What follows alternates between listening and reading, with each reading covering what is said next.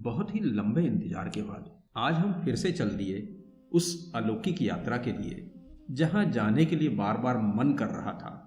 कई बार कोशिश की, बहुत प्लानिंग की, लेकिन न जाने क्यों सभी प्रयास विफल हो जाते थे। वह कहते हैं ना कि जब तक राधा रानी का बुलावा ना जाए हम वृंदावन धाम नहीं जा सकते। हम अपनी 5 सदस्यीय टीम के साथ रुठियाई जंक्शन की ओर चल दिए, जहां से हमें मथुरा के लिए ट्रेन पकड़नी थी। हमारी ट्रेन लगभग आधे घंटे लेट चल रही थी। कुछ देर इंतजार करने के बाद हमारी ट्रेन प्लेटफॉर्म नंबर 1 पर आ गई और हम अपनी बर्थ पर बैठकर यात्रा प्रारंभ कर चुके थे। बाहर का मौसम बड़ा ही मनमोहक था। हम गुना होते हुए लगभग 2 बजे शिवपुरी पहुंच गए थे। मौसम मानो पल पल अपने रंग बदल रहा था। कहीं धूप, कहीं बारिश, तो कहीं बादलों की काली घटा छाई हुई थी, जैसे मौसम भी अटखेलियां खेल रहा हो।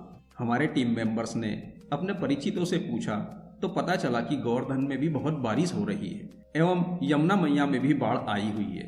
लेकिन हमारी टीम तो पहले ही दृढ़ संकल्प बना चुकी थी कि चाहे परिस्थितियां जो भी हो, हम परिक्रमा किए बगैर वापस नहीं लौटेंगे। शिवपुरी से हम अपने अगले पड़ाव ग्वालियर की ओर चल दिए। लगभग 5 घंटे के सफर के बाद हमें मानव निर्मित कचरे एवं पॉलीथीन के बड़े बड़े पहाड़ दिखाई दिए, जो हमें महसूस करा रहे थे कि हम किसी बड़े शहर की सीमा पर पहुंच चुके हैं। कुछ दूरी पर हमें शहर की चहल पहल दिखाई दी एवं कुछ ही देर में हम ग्वालियर स्टेशन पर पहुंच गए थे, जहां से और भी यात्री हमारी इस यात्रा में शामिल हो गए। ग्वालियर स्टेशन से हमने आगरे का पेठा खरीद लिया। अब लगभग 7 बज चुके थे एवं भोजन का भी समय हो गया था, तो हमारे टीम मेंबर्स भोजन करके मोबाइल गेम्स खेलने लगे और धीरज भाई अपनी मूवी देखने में व्यस्त हो गए। आगरा होते हुए हम लगभग 9:30 बजे मथुरा पहुंच चुके थे, जहां से हम ई रिक्शा में बैठकर वृंदावन धाम की ओर चल दिए, जिसका किराया 50 रुपये प्रति यात्री था। वृंदावन पहुंचकर हमने अपनी होटल शिव धाम में 2 AC रूम बुक किए, जिसका किराया लगभग 1300 रुपये प्रति रूम था। हम भोजन पहले ही कर चुके थे, इसलिए हम AC ऑन करके सो गए, क्योंकि हमें सुबह जल्दी जागना था।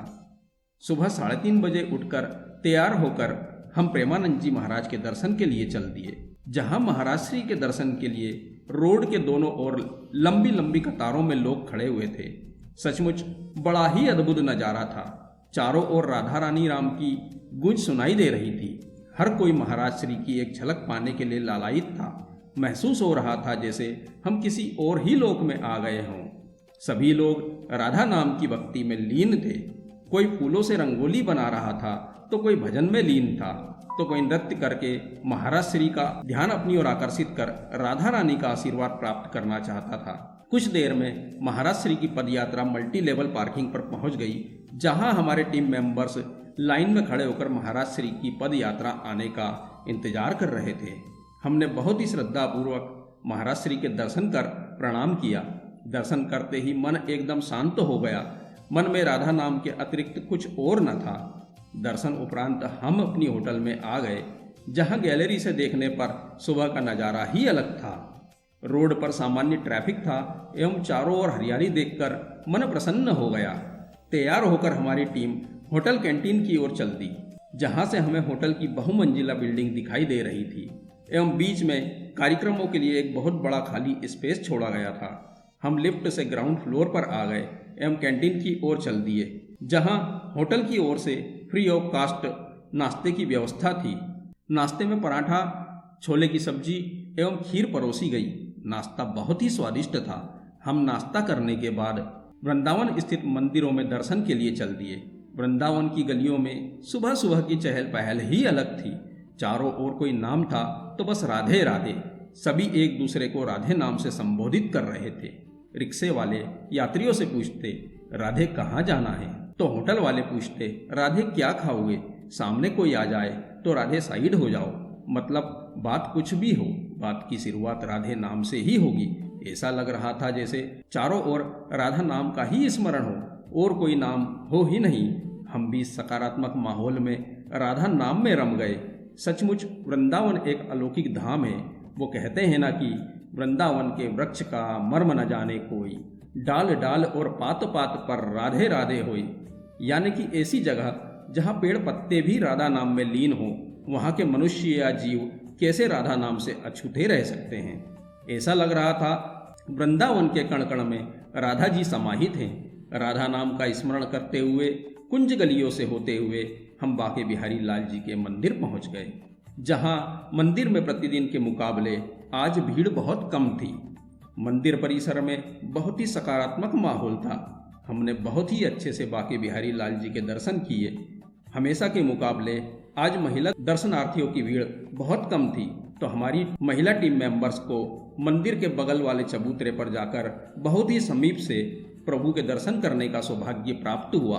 मंदिर में एक अलग ही आकर्षण की अनुभूति हो रही थी। मन एकदम शांत था, मानो अथाह विचारों का सागर थम सा गया हो। चारों ओर हरि नाम के अतिरिक्त कुछ हो ही नहीं। मन में बाके बिहारी लाल जी की छवि को संजोकर हम पुनः कुंज गलियों में आ गए, जहां से होते हुए हम राधा वल्लभ जी मंदिर के दर्शन के लिए पहुंच गए, जहां हमें बहुत ही अच्छे से प्रभु के दर्शन प्राप्त हुए। राधा वल्लभ मंदिर का निर्माण 16वीं शताब्दी में श्री हित हरिवंश महाप्रभु द्वारा शुरू हुआ। उन्होंने भगवान शिव से प्राप्त राधा वल्लभ जी की मूर्ति को वृंदावन में स्थापित किया था। बाद में मुगल बादशाह औरंगजेब के आक्रमण के दौरान मूर्ति को कामा भरतपुर ले जाया गया, जहां यह मूर्ति 123 वर्षों तक रही।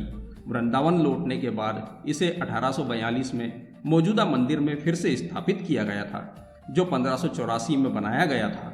अब हमारी टीम अन्य मंदिरों के दर्शन कर गिरिराज जी की परिक्रमा के लिए गोवर्धन पहुंच गए, जहां हमने माहेश्वरी भवन में कुछ समय आराम कर लगभग 4 बजे गिरिराज जी की परिक्रमा के लिए निकल गए। हम पूछरी का लोटा होते हुए जतिपुरा मुखारबिंद के दर्शन कर गिरिराज धरण की जय जयकार करते हुए आगे की यात्रा के लिए चल दिए। इस बार की हमारी परिक्रमा की विशेषता यह थी कि इस बार हमारी परिक्रमा का प्रतिनिधित्व एक 10 वर्षीय बालक दक्ष माहेश्वरी जी कर रहे थे, जो अपने माता पिता आदरणीय कपिल भाई एवं भाभी जी के साथ प्रतिमाह परिक्रमा के लिए गोवर्धन आते हैं एवं पैदल चलकर ही अपनी परिक्रमा पूर्ण करते हैं। बारिश में भीगे होने पर भी हमारी टीम के जोश में कोई कमी न थी। सभी लोग गिरिराज धरण की भक्ति में लीन होकर यात्रा में आगे बढ़ रहे थे। सचमुच ब्रजभूमि पर एक अलग ही आनंद की अनुभूति हो रही थी। हमने प्रमुख मंदिरों के दर्शन करते हुए अपनी यात्रा पूर्ण की एवं अपने विश्राम स्थल माहेश्वरी भवन में पुनः वापिस आ गए, जहां रात्रि का भोजन कर हम सो गए एवं अगले दिन प्रातः तैयार होकर हम पुनः वृंदावन आ गए। वृंदावन में आज हमें वैष्णो देवी मंदिर, जिसे चारधाम मंदिर भी कहा जाता है, क्योंकि यहाँ एक ही मंदिर परिसर में शिव धाम, राधा कृष्ण धाम, शनि धाम और वैष्णो देवी धाम को एक साथ समेटे हुए हैं। हमारी पारंपरिक मान्यताओं अनुसार बद्रीनाथ, द्वारका, पुरी, रामेश्वरम ही 4 धाम हैं, जो अलग अलग जगह पर स्थित हैं। माँ वैष्णो देवी मंदिर में प्रवेश निःशुल्क है। यहाँ किसी प्रकार का शुल्क नहीं लगता है और यह छठीकरा मार्ग पर स्थित है, जहाँ एक बड़ा पार्किंग स्थल और लॉकर की सुविधा भी उपलब्ध है। मंदिर के एंट्री गेट पर माता की बहुत विशाल प्रतिमा स्थापित की गई है। सचमुच बहुत ही विशाल मंदिर का निर्माण किया गया है, जिसका परिसर बहुत ही बड़ा है। मंदिर में देवी देवताओं की विभिन्न आकर्षक मूर्तियां स्थापित की गई हैं, जिनका लाइट डेकोरेशन देखते ही बनता है। मंदिर परिसर में हरियाली और सजावट का विशेष ध्यान रखा गया है, जो यात्रियों का ध्यान अपनी ओर आकर्षित करते हैं। कॉरिडोर का निर्माण यात्रियों की सुविधाओं को ध्यान में रखकर किया गया है। अब हम मंदिर के परिसर में घूमते हुए शनिधाम मंदिर में प्रवेश कर रहे थे। मंदिर का विशाल गुम्बद के साथ अष्टकोणीय निर्माण किया गया है, जहां चारों ओर मंदिर की दीवारों पर शनिदेव की बहुत सी विशाल प्रतिमाएं स्थापित की गई हैं। शनिदेव न्याय के देवता हैं, जो मनुष्य के कर्मों के अनुसार उन्हें दंड या फल प्रदान करते हैं। मंदिर में शनिदेव की अर्चना कर हम पुनः मंदिर प्रांगण से होते हुए जा रहे थे, जहां एग्जिट पॉइंट वाले मार्ग पर एक वैदिक घड़ी स्थापित की गई है। मंदिर परिसर में आगे बढ़ते हुए हम विभिन्न कलाकृतियों को देख रहे थे, जहां मार्ग में हमें एक ब्रिज दिखाई दिया, जिसके एक ओर यमुना मैया एवं दूसरी ओर गंगा मैया के दर्शन हुए, जिसमें कई यात्री सिक्कों को डाल रहे थे, जबकि मंदिर प्रशासन द्वारा वहां कोई भी चीज डालना निषेध है का बोर्ड लगाया हुआ था। यहाँ से होते हुए हम राधा कृष्ण लोक में प्रवेश कर गए। यहाँ मंदिर के केंद्र में एक विशाल गुम्बद की आकृति है, एवं गर्भगृह में राधा कृष्ण जी की एक विशाल प्रतिमा स्थापित की गई है। मंदिर की सभी दीवारों पर भगवान श्री कृष्ण की विभिन्न लीलाओं को बहुत ही सुंदर तरीके से दर्शाया गया है। किसी प्रतिमा में नंद बाबा तथा यशोदा मैया के साथ श्री कृष्ण के बाल रूप के दर्शन होते हैं, तो किसी में माता को कान्हा के पीछे दौड़ते हुए, तो किसी प्रतिमा में ग्वालों के साथ नृत्य करते हुए, तो किसी प्रतिमा में गोपियों के साथ रास लीला करते हुए, तो किसी प्रतिमा में राधा जी के साथ यमुना किनारे झूला झूलते हुए, तो किसी प्रतिमा में पनघट पर रास करते हुए, तो किसी प्रतिमा में बाल ग्वालों के साथ खेलते हुए, तो किसी प्रतिमा में राधा रानी के साथ होली खेलते हुए बहुत ही सुंदर सुंदर प्रतिमा स्थापित की गई हैं। सचमुच राधा कृष्ण धाम में अलग ही आकर्षण की अनुभूति हो रही थी। ऐसा प्रतीत हो रहा था जैसे कि हम कृष्ण युग में ही जी रहे हों एवं प्रभु की लीलाओं का दर्शन कर रहे हों। मंदिर में इतना आकर्षण है, मंदिर से बाहर आने को मन नहीं कर रहा था। कुछ देर मंदिर में ही रुककर दर्शन कर हम मंदिर प्रांगण में बाहर आ गए। बहुत ही सुंदर नज़ारा सामने था। यहाँ मंदिर के एग्जिट पॉइंट पर विशाल मुरली बजाते हुए बहुत ही आकर्षक प्रतिमा बनाई गई है, जो कि बहुत ही सुंदर गार्डन में स्थापित की गई है। गार्डन को बहुत ही अच्छे तरीके से डेवलप किया गया है, जिससे परिसर की सुंदरता और भी अधिक बढ़ जाती है एवं यह यात्रियों का ध्यान बार बार अपनी ओर आकर्षित करता है। प्रांगण में घूमते हुए हम आगे बढ़ रहे थे एवं अब हम अपने अगले धाम शिव धाम में प्रवेश कर रहे थे, जहां मंदिर का एंट्री पॉइंट बहुत ही आकर्षक बनाया गया है एवं प्रवेश द्वार पर हमें विशाल शिव त्रिपुंड के दर्शन होते हैं, जहां मंदिर की दीवार पर भगवान शिव की विभिन्न विशाल प्रतिमा स्थापित की गई थी। किसी प्रतिमा में भगवान शिव योग मुद्रा में योग करते हुए दिखाई देते हैं, तो किसी प्रतिमा में नृत्य करते हुए दिखाई देते हैं, तो किसी प्रतिमा में भगवान शिव गौरी गणेश कार्तिक एवं अपने गणों के साथ बैठे हुए दिखाई देते हैं। मंदिर में भगवान शिव की विभिन्न सुंदर एवं आकर्षक प्रतिमाएं स्थापित की गई हैं, जो शिव भक्तों का ध्यान अपनी ओर आकर्षित करती हैं। गर्भगृह में चारों ओर बहुत ही विशाल स्तंभ स्थापित किए गए हैं एवं मंदिर के केंद्र में शिव पार्वती की विशाल प्रतिमा स्थापित की गई है। दर्शन कर हमारी टीम कुछ समय के लिए शिव धाम में ही बैठ गई। भगवान शिव के दर्शन कर जब हम मंदिर के निकास द्वार से बाहर आए, तो देखा कि मंदिर प्रांगण में एक और जहां नृत्य करते हुए शिव की विशाल प्रतिमा स्थापित की गई है, तो वहीं दूसरी ओर अर्धनारीश्वर की विशाल प्रतिमा स्थापित की गई है, जो दर्शनार्थियों का ध्यान अपनी ओर आकर्षित करती है। यहाँ भी मंदिर परिसर में बहुत अच्छी गार्डनिंग की गई है एवं विभिन्न मूर्तियाँ स्थापित की गई हैं। मंदिर प्रांगण में होते हुए हम माँ वैष्णो देवी धाम में प्रवेश कर गए, जहाँ माता के 9 रूपों की स्थापना की गई है, जो कि बहुत ही सुंदर बनाया गया है। गुफा से बाहर होते हुए निकलने वाला एग्जिट पॉइंट बहुत ही ऊंचाई पर बनाया गया है। जहां से अपनी नजरें घुमाई तो चारों ओर हमें विशाल मूर्तियां और बहुत बड़ा मंदिर प्रांगण दिखाई दिया। मंदिर प्रांगण में एक विशाल पानी का फव्वारा बनाया गया है, जो सामने से देखने पर माता की मूर्ति के सामने दिखाई देता है एवं जब फव्वारे के पानी की बूंदों पर सूर्य की रोशनी पड़ती है, तो कभी कभी इंद्रधनुष का निर्माण होता है, जो मंदिर की सुंदरता को और भी अधिक बढ़ा देता है। सचमुच बहुत ही भव्य मंदिर का निर्माण किया गया है। मंदिर में इतना आकर्षण है कि बाहर आने का मन नहीं कर रहा था। मंदिर का एग्जिट पॉइंट तो आपको और भी अधिक आकर्षित करता है, जिसमें भगवान श्री कृष्ण की बाल लीलाओं को इतने सुंदर तरीके से प्रदर्शित किया गया है कि मंदिर छोड़ने का मन नहीं करता।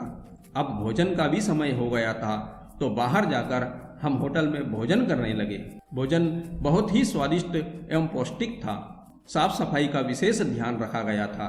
भोजन करके हमारी टीम वापसी की यात्रा के लिए मथुरा की ओर चल दी। वृंदावन से जाने का किसी का मन नहीं कर रहा था। सचमुच वृंदावन में एक अलग ही शांति का अनुभव होता है, किंतु ब्रजभूमि तो सदियों से त्याग, समर्पण और निष्ठा की साक्षी रही है, जो भगवान श्री कृष्ण के वियोग में भी सदा श्री कृष्ण की भक्ति में लीन रही। स्वयं भगवान श्री कृष्ण ने ही संदेश दिया है कि हमें जीवन की इस यात्रा में सदैव कर्म के पद पर अग्रसर रहना चाहिए। तो हम भी इस अलौकिक यात्रा की स्मृतियों को हृदय में संजोकर चल दिए अपने कर्तव्य पथ की ओर। सच बताऊं दोस्तों, तो ये ब्रजभूमि का ही चमत्कार है कि यहाँ आने पर हर बार कुछ नया एवं कुछ अधूरा छूट जाने का अनुभव होता है, जो हमें पुनः वृंदावन की ओर आने को प्रेरित करता है। हम अपनी इस अलौकिक यात्रा को यहीं विराम देते हैं। राधे राधे।